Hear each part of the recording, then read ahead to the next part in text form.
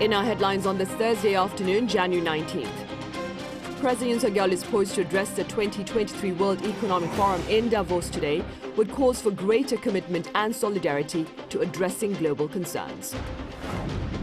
Meanwhile, U.S. retail sales and producer prices for the month of December fell lower than earlier forecasts by pundits, raising hopes that the Federal Reserve may ease its tight monetary policy. And a deadly helicopter crash in Ukraine has killed at least 14 people, including the country's interior minister. The cause of the crash has yet to be confirmed.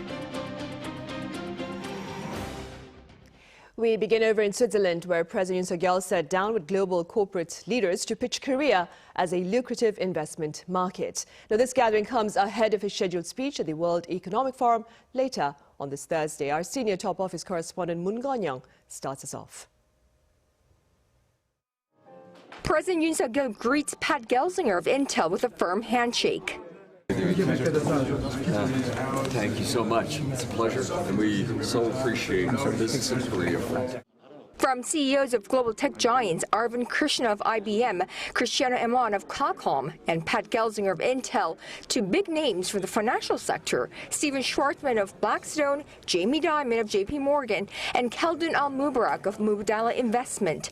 15 chiefs of global companies and heads of 6 major Korean firms gathered at the Swiss alpine town of Davos for lunch with the South Korean president.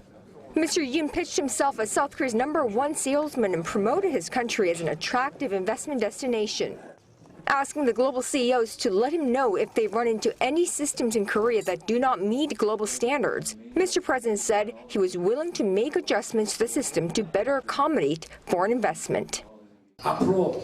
여기 한국 시장도 열려 있고 제 사무실도 열려 있으니 언제든지 찾아주시기를 부탁드리겠습니다.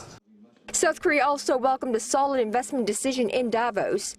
Danish wind turbine producer Vestas Wind Systems pledged to invest $300 million in Korea and to relocate its Asia-Pacific headquarters to the country, a decision which Seoul's top office says is a clear show of global companies' recognition of South Korea as an investment hub. Vestas is the world's #1 producer of wind turbines. Later in the evening, President Yoon attended the Korea Night 2023 event on the sidelines of the World Economic Forum.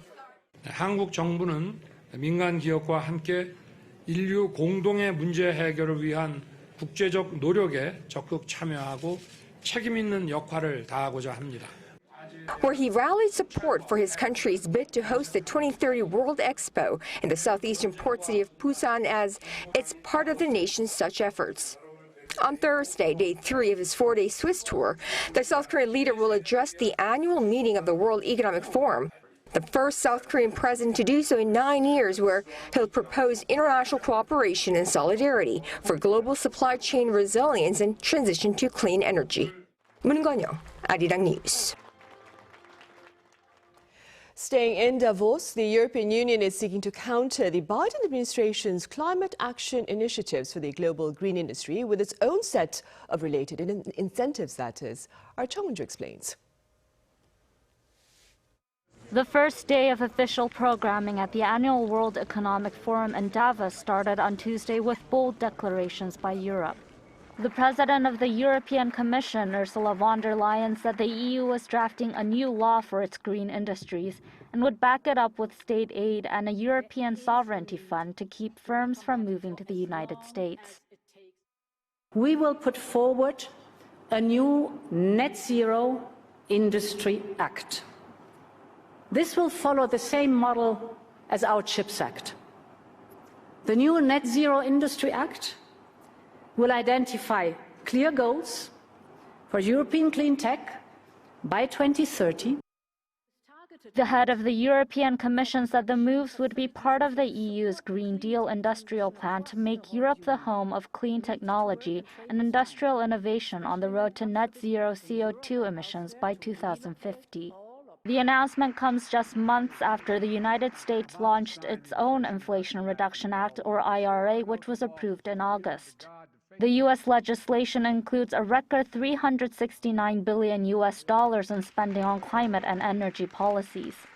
The EU has since expressed concern about the design of the financial incentives in the package and that more European companies might move to the United States. In her speech, von der Leyen highlighted the EU's continuing commitment to free trade and refrained from criticizing the United States despite the strain the IRA has caused between the US and the EU. She did not give any details about the European Sovereignty Fund, an idea she first raised in September, which does not yet have the support of all EU governments, notably Germany. The United States has also not yet guaranteed it will give European companies the access they want to the IRA's financial incentives. Von der Leyen further stressed the need to work and trade with China on clean tech and push for a level playing field. 정은주, Arirang News. Meanwhile, in the U.S., largely beating earlier forecasts by pundits, retail sales and producer prices dropped lower last December in what analysts are saying is a tangible sign of a slowing economy. Our Oh Soo-young has the figures. As the U.S. economy appears to be losing steam, all eyes are on what the Federal Reserve's next policy rate move will be. The Federal Reserve's Beige Book on Wednesday shows that inflation has been subsiding to a moderate to moderate pace, with price increases expected to slow further. This comes as the Commerce Department's figures show that retail sales in December fell by 1.1% on month in the US, marking the biggest drop in a year and the second straight month of decline. Rising interest rates coupled with high inflation and worries about a slowing economy appear to have taken their toll on retail spending in almost every category, despite the Black Friday shopping holiday and the year-end seasonal festivities. Production also took a hit, with manufacturing output falling by the most in nearly 2 years in December. Meanwhile, producer prices fell by 0.5%, more than what economists predicted. The decline in producer prices is attributed to lower costs of food and energy. This suggests the Federal Reserve's tightening monetary policy is finally helping dampen the persistently high inflation in the country. It is unclear whether the Fed will now soften its policy as inflation shows some signs that it is coming under control. Some officials have hinted that a 0.25% rate hike may be likely at the upcoming policy meeting later this month, while others still endorse a 0.5% increase. Fed officials are now watching the job market, which has remained robust overall since the last Beige Book report in November. But with the weaker sales and producer price data, analysts say Fed could slow down the pace of its rate hikes to cushion the blow on American households. Oh Soo-young, Arirang News. In Ukraine, a helicopter crash that has killed the country's interior minister, a familiar face to many Ukrainians, as he was in charge of the country's internal security. Our Lee Seung-jae reports. At least 14 people were reportedly killed, including one child, when a helicopter crashed in the eastern suburb of the capital Kyiv on Wednesday. Also among the dead were a number of high-level officials, including Interior Minister Denis Monastyrsky and his first deputy minister and the state secretary. And while at this time reports are calling the crash an accident, authorities say it was following several possible causes, including sabotage, a technical malfunction, or a breach of flight rules. The Interior Minister was one of President Volodymyr Zelensky's longest-serving political advisors. His death also marks a significant loss for the Ukrainian government as he led the vital task of maintaining security and running the police during the war. The head of Ukraine's National Police Force has been appointed acting Interior Minister following his death. Meanwhile, over at the Davos Forum, NATO Secretary General Jens Stoltenberg said Wednesday that Ukraine needs more weapons at what is a pivotal moment in Russia's invasion. He added that such support is the only way to a negotiated peaceful solution. Stoltenberg went on to say Ukraine needs more air defense systems and armor, and also ammunition, spare parts, and maintenance capabilities to ensure that its existing weapons continue to function during the prolonged war. The comments come as defense leaders from around 50 countries and NATO will hold talks at Germany's Ramstein air base on Friday to discuss the ongoing invasion of Ukraine. Lee Seung-jae, Arirang News.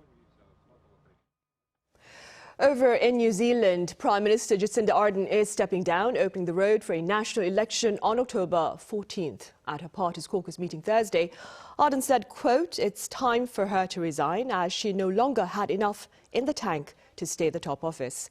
Ardern is scheduled to step down by February 7th, but will continue her role as an electorate MP to avoid a by-election. Back in the year 2017, Ardern became the youngest female head of government in the world at age 37 and led her country through various challenges, including COVID-19 and the Christchurch terror attack.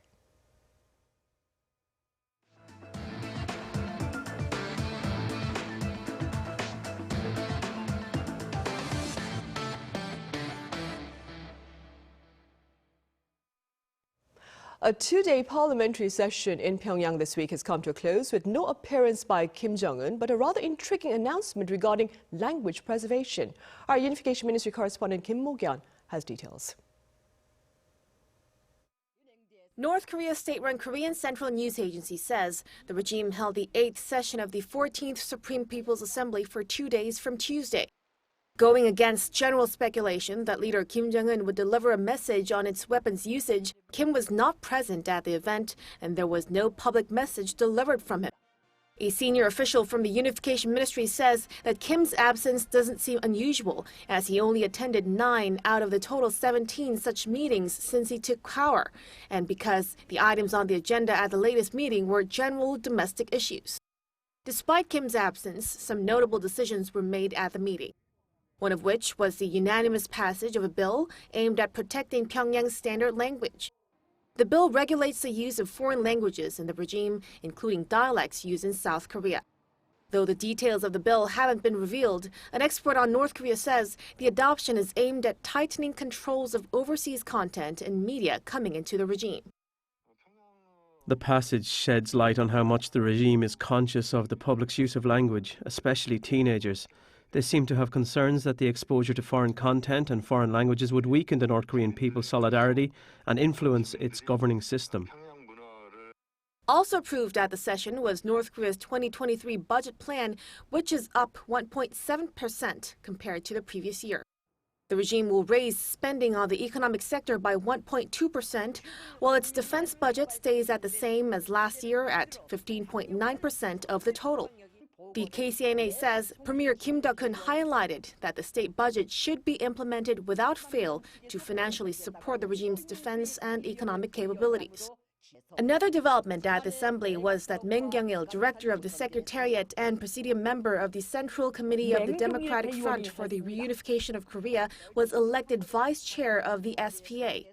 Pundits are paying close attention to the latest change, as Meng played a key role in improving inter-Korean relations during the 2018 Pyeongchang Winter Olympics, to which the North has sent athletes.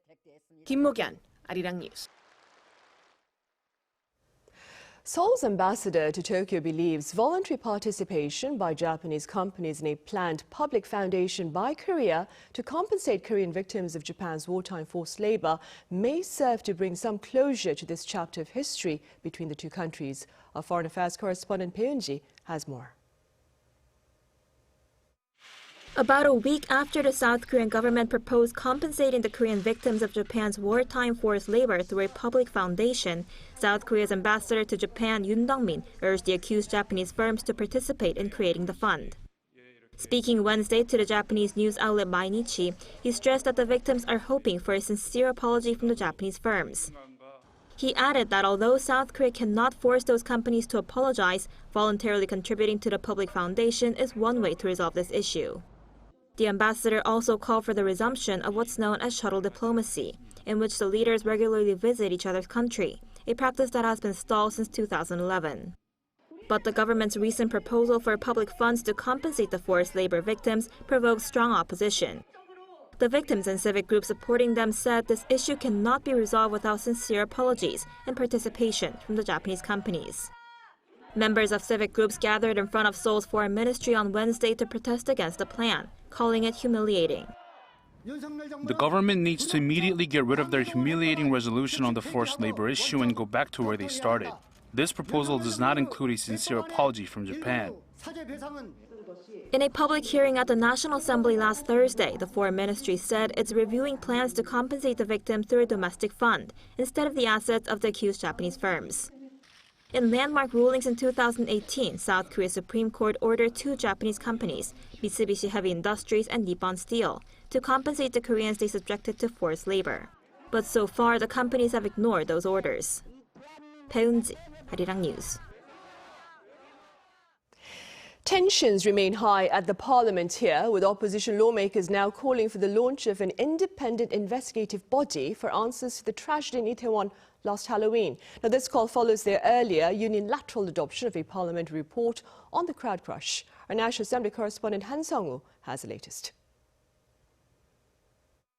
South Korea's opposition parties have called for the establishment of an independent investigative body through a new special law to determine who should be held responsible for the Itaewon Halloween crowd crush and prevent such an incident from ever happening again. Opposition lawmakers gathered at the National Assembly on Wednesday for a press briefing, just a day after unilaterally adopting a final report on the parliamentary probe into the tragedy, and once again called for Interior Minister Lee Sang-min to be held responsible and dismissed. The police didn't summon Minister Lee Sang-min, nor did they conduct a single search and seizure. He's preserved his post, absolved of any responsibility. We will hold him strictly accountable. The ruling People Power Party have defended Lee against the opposition's allegations of dereliction of duty and professional negligence, accusing the Democratic Party of Korea of using the parliamentary probe that ended on Tuesday to remove the minister from his post. Since day one, the opposition has had no interest in uncovering the truth or establishing prevention guidelines.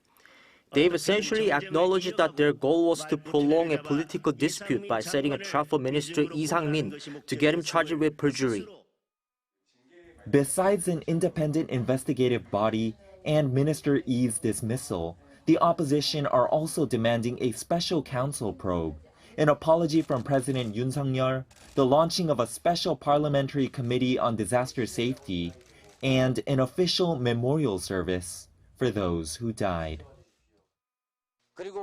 One more thing. I ask both the ruling party and its main opposition, when enacting the special law for an independent body, not to fight like little children. Be faithful to your duties as legislators. Stand up for us, the bereaved families, and the people.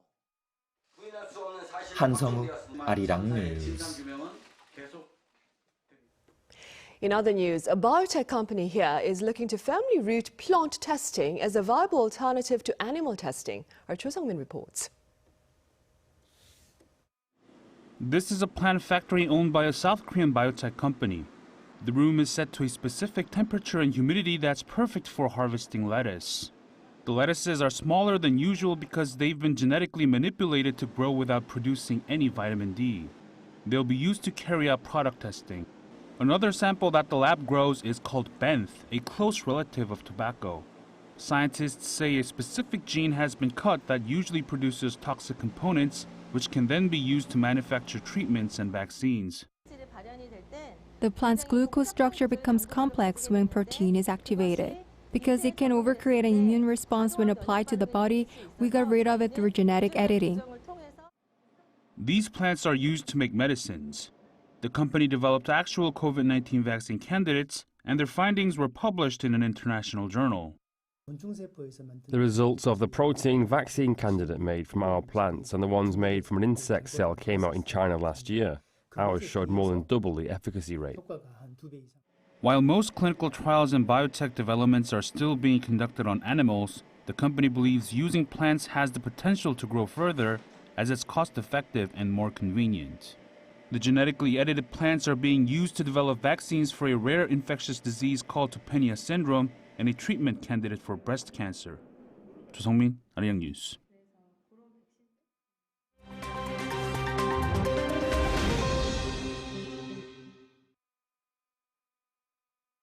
Let's take a look at what's going on in the world now. In the Philippines, prominent journalist and Nobel Peace Prize laureate Maria Ressa has been acquitted of tax evasion charges. Ressa and her online news outlet Rappler were acquitted after the Court of Tax Appeals ruled on Wednesday of evading tax payments. It comes 4 years after charges were laid by the former Rodrigo Duterte government, which accused Ressa and her news outlet of not paying taxes after raising capital through foreign investor partnerships. The charges were seen as an attempt to muzzle Ressa's critical reporting, with advocacy group Human Rights Watch calling them bogus and politically motivated. But more legal battles lie ahead for the 59-year-old. She faces a Supreme Court appeal for a libel conviction, which carries a 6-year sentence if upheld. This on top of a separate tax case in another court, as well as an appeal by Rappler against an order to close by the Securities and Exchange Commission. Moving on to the tech sector now, as Microsoft is set to lay off 10,000 employees. That comes to just under 5% of its global workforce. The company said in a securities filing on Wednesday that the move is in response to economic uncertainties. It expects to complete the layoffs by the end of March, the end of the company's third fiscal quarter. Meanwhile, social media company Twitter has started auctioning off surplus office items. This includes its Bluebird Twitter statue, which was sold for $100,000 on Wednesday. The auction follows reports that Twitter is struggling to meet some of its financial obligations, such as office rent. Now, Greenland is experiencing its warmest temperatures in at least 1,000 years. This is according to a report published in the journal Nature on Wednesday, which detailed that from 2001 and 2011, the country, on average, was 1.5 degrees Celsius warmer than in previous years. The finding was made after scientists spent years looking at Greenland's ice sheets and analyzing ancient ice cores. The increased temperatures have been blamed on climate change related to human activity. The discovery is significant as the island is currently the biggest contributor to rising sea levels. It's expected that if carbon emissions continue at the present rate, Greenland will add up to 50 centimeters to global sea levels by the year 2100. And finally, the world's oldest person has died at the age of 118. Sister Andre, a French nun living in a nursing home in the port city of Toulon, passed away Tuesday, local time. Born Lucille Randon in the town of Alès in February 1904, she later took her religious name after joining the convent. The nun had lived through 2 world wars and even survived catching COVID-19 without realizing she was sick. Sister Andre became the oldest living person last year after the death of Japan's 119-year-old Kane Tanaka. Now the world's oldest person is Maria Brañas Morera, an American-born 115-year-old. Matthew Ashley, Arirang News.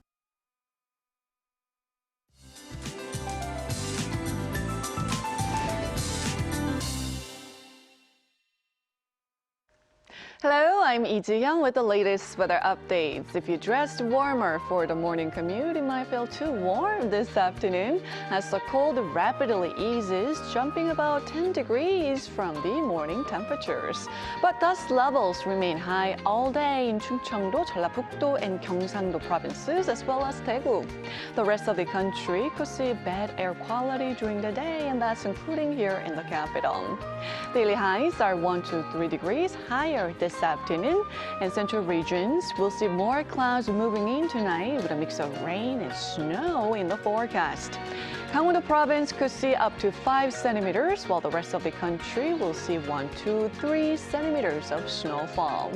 Then a blast of freezing air moves into the country, putting the nation in an icy grip through the Seollal holiday weekend. And next week looks to be the coldest of the season, with morning temperatures going down below minus 15 degrees Celsius in the capital. With that in mind, here's a look at the weather conditions around the globe.